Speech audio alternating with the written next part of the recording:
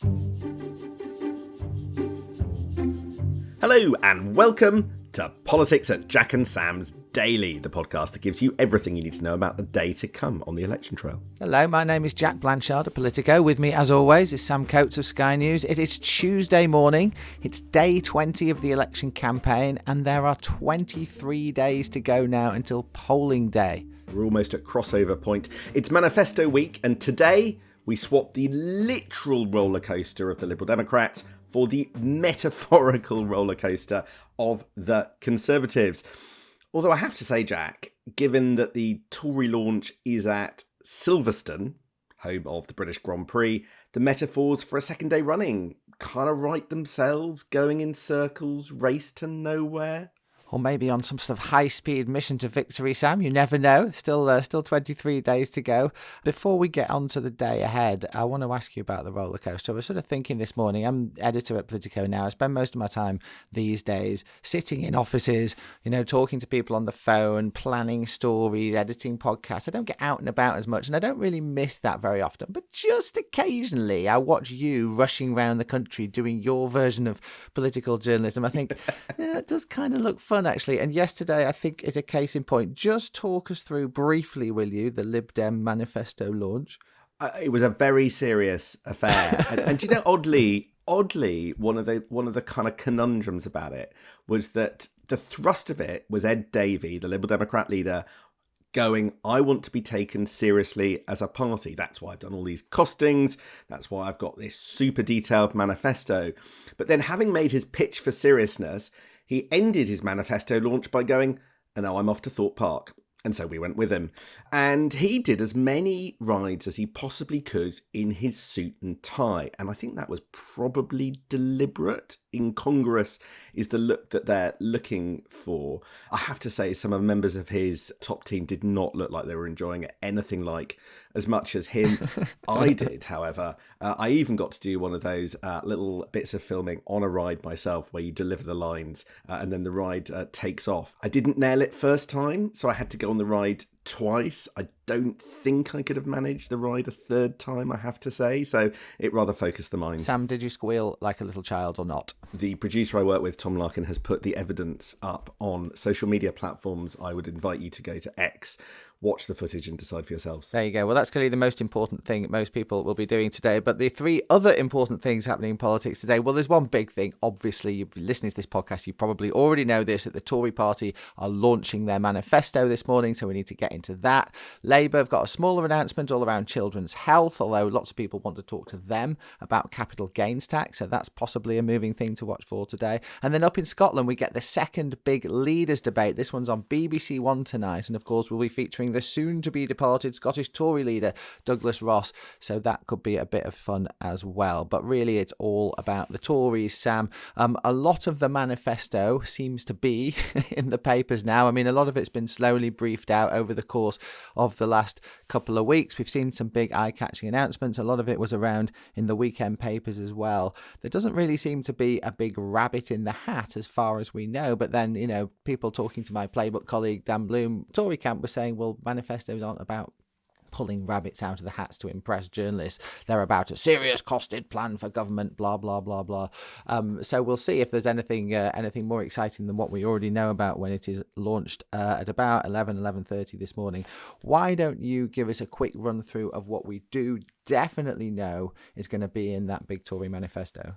So we think about 80 pages. The Prime Minister is going to come on stage at about 11:30.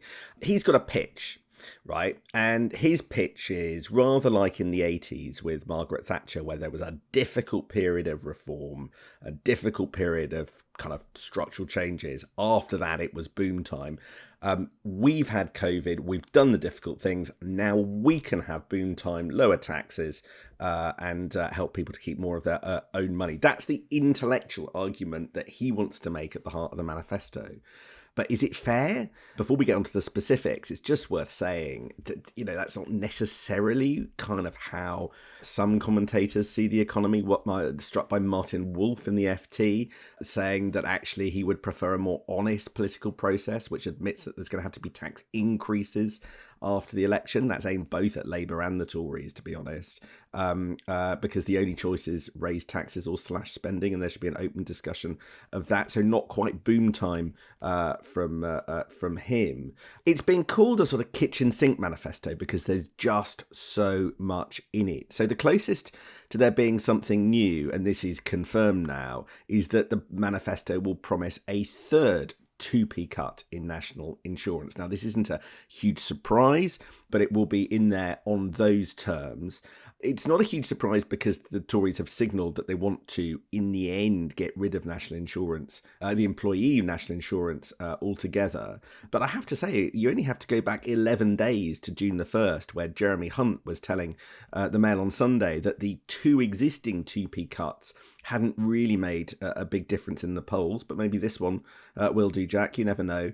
Other things that emerged overnight: scrapping capital gains tax for landlords who want to sell to tenants. There's a new Help to Buy scheme for first-time buyers. Now, we've had versions of this that have come to an end, but this one will offer a 20% government equity loan towards a new build property. And what that means in practical effect is that first-time buyers can buy a new build home with just a 5% deposit. And then they're promising to abolish stamp duty for first-time buyers purchasing properties of up to £425,000. So a lot for homeowners and for and another cut for working people on top of the stuff that we've already had aimed at pensioners. You know, stuff trailed over the last week: national service, income tax for pensioners, child benefit for slightly wealthier households, immigration cap, 8,000 more police, sick note reform. You just look at the enormous mountain of stuff. I think that's why it feels like a kitchen sink. The question is, does any of it cut through? I think that is really the big question. You know, if your big headline and grabbing announcement for the day of this manifesto, and remember the context for this manifesto is it's got to turn around a 21-point poll deficit, is another tax cut exactly like the two you've already made this year, which made absolutely no difference to your political fortunes, then some people will say, and frankly some people in the Tory party are already saying, this is not nearly imaginative enough or frankly big enough to make a real difference to the political picture. And of course the Tories are running out of time. There's only 3 weeks and a little bit to go. This is one of their very last big plays. Is another 2B cut in national insurance going to do it? I mean, all the evidence suggests it's not. We've tried this twice already and it didn't work. Trying it again, you sort of get into that sort of Einstein definition of madness thing, don't you? I don't think this is going to terrify the Labour Party, and there are already Tory MPs grumbling about it, and there are reports in some of the papers kicking around today that right-wing Tories particularly say this is nowhere near enough. They were hoping for something much bigger, perhaps on immigration, perhaps something on the European Convention of Human Rights that would create a big dividing line with Labour on that. It doesn't look like there's going to be anything serious in there on that, and in terms of a serious commitment. And so there is a real danger for Rishi Sunak today, I think, that this is going to underwhelm, and that would be pretty disastrous for him if the sort of narrative around it starts to be a sort of eye-rolling, oh yeah, more of the same. I mean, there have been, as you say, big eye-catching policy announcements made over the last couple of weeks that are sort of now baked in. The national service one made a lot of headlines the first weekend after he called the election. The immigration cap should have made a lot of headlines, but they decided to announce it just as Nigel Farage ran for Parliament. So I'm not sure that this is going to land as the Tories want it to. And of course, you're also going to have the picture today, Sam, of all the cabinet stood behind him. And as we know, lots of them are already organising for or planning for his defeat. So is the picture going to be what CCHQ want it to be? I'm not sure. I mean, we've reached that dangerous point in the political cycle. And actually, you did see this with Boris Johnson, actually, and to a certain extent with Liz Truss, where suddenly you can spend tens of billions of pounds and there can be very little political credit for it. And this manifesto actually adds up to being quite expensive. Rishi Sunak says you're going to pay for it by squeezing welfare and cutting back on the civil service. But we're throwing tens of billions of pounds at the Tories are throwing tens of billion pounds at this manifesto. Nick Robinson at the BBC said that the whole package sounded very like Liz Truss, which inevitably Rishi Sunak denied and said everything was fully funded from reducing tax avoidance and reforming the welfare system. It's the lack of political return and bang for your buck that I think is quite striking. You mentioned no full withdrawal of the European Convention on Human Rights. I think no inheritance tax cut or abolition is another kind of missing thing. As for Tories kind of pressing to go further, well, that doesn't feel like it's about this election. It feels like it's the leadership election to come. I think there's a choice for Tory candidates. Do they want to engage in active self-harm in this campaign by complaining that the manifesto isn't good enough in public? And what will that do to their chances if that kind of grumbling costs colleagues their jobs, or do they kind of do it lightly and then keep Stum to the other side of the polling day? I think that's the big choice. Tomorrow will be 3 weeks to the day that Rishi Sunak called this election, and if you wanted any better indication, the subsequent 3 weeks have not gone to plan for the Tories, then you just have to look in the Times today. They have mapped out 49 election visits by cabinet ministers showing where they've gone in the country, and this is always a really good indication of where a party actually thinks the battlegrounds are going to be. They have an average Tory majority of over 10,000, the seats where the cabinet have been going to. That tells you how defensively CCHQ are actually fighting this election. They clearly know which way it's going, even though they, they'll be out there today saying, oh, this manifesto is going to turn it around, and this is a manifesto, a plan for government. It doesn't actually feel like that if you look where the cabinet are going. Cool. Shall we move on to Labour? They've got an announcement today, Jack? Yeah, they have got an announcement today. They're not going massive today because they know that the evening news bulletins are going to be led by the Tory manifesto, but they're planning to ban high-energy drinks for under 16s. I don't know how your own children are going to feel about that, Sam, if they're big monster sick of a drinkers. high-energy father. Well, indeed, I've seen you drinking that horrible stuff. And they've got various stuff about a child health action plan. Quite interesting, an extra 100,000 dental appointments for kids. That's a sort of retail policy that people might quite like, although obviously CCHQ are immediately saying, yeah, look at your record in Wales, as they do every time Labour talk about the NHS. I think more interestingly, though, than Labour sort of some of these reheated policy announcements, Keir Starmer refusing to rule out any capital gains tax rises. That's something that you feel like the Tory campaign might try and seize on. It makes the front page of the FT today. Labour have not, they've sort of stopped playing the game of ruling out tax rises now, Labour, and it feels like capital gains is one that people are starting to focus on as they look for, as you say, where on earth are you going to get some money from? Because whoever runs the country after this election is going to need to get some money from somewhere. The Liberal Democrats very much put capital gains tax rises on the table in their manifesto launch, £5.2 billion of it. And Ed Davey at the East London launch before the Thorpe Park launch was sort of making the principal case that taxes on the wealthy are too low, and the wealthy can end up paying a lower rate than normal employees. The FT have spoken to Brent Hoberman, the executive chair of the Founders Forum and the former chief executive of lastminute.com, who warned that raising CGT was a populist trap. And if Britain becomes globally uncompetitive, it'll cost us more, and we'll have to find other ways to pay for the NHS.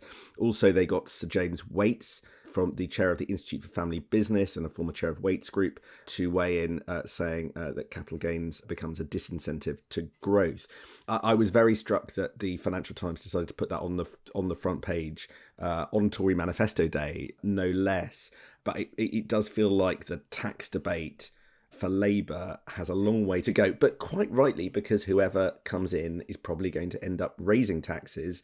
And I do wonder what that definition of working people, when Keir Starmer says, I don't want to raise taxes for working people, I do still keep wondering what a working person is under that definition. Is it people at work, or is it people who are working class under whatever definition of that he wants to use, or what? And I think some of the Labour's language have left them in a tricky position. Let's just talk quickly about Scotland, Sam, because there's another five-way leaders debate tonight, the second one of this election campaign. The leaders are Labour, Lib Dems, Greens, First Minister John Swinney, and, drumroll, Douglas Ross, the leader of the Scottish Tories.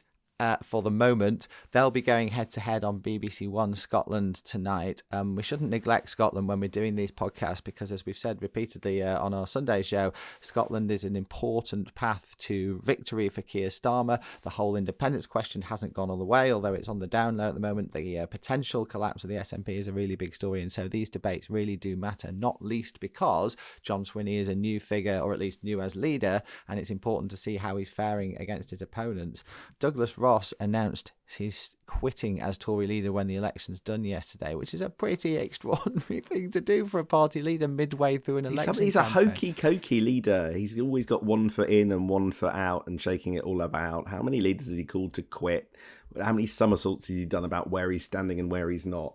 I get confused and dizzy. I hope he's more decisive as a football referee. You can imagine him sort of umming and ahhing, and then his decisions get overturned by VAR at the end. Anyway, so Scottish viewers will be looking out for that. I'm looking forward to seeing some more polling up in Scotland because it's, as I say, it's really important to see how Scottish Labour are faring up there, and I think that's one we'll all be watching over the next couple of weeks. Sam, what does your day look like today? Are you off to Northamptonshire to see the Tories? No, I'm off to an event with Reform in the Midlands. Start a couple of nights away, road trip. Tomorrow is the big Sky Leaders event in Grimsby, which is very exciting. Keir Starmer and Rishi Sunak going to that. So I'm away for a good couple of days. So we'll be from a hotel room tomorrow morning and the next morning. I look forward to seeing you then. I'll see you at your Holiday Inn. All right, thanks very much for listening. Cheers.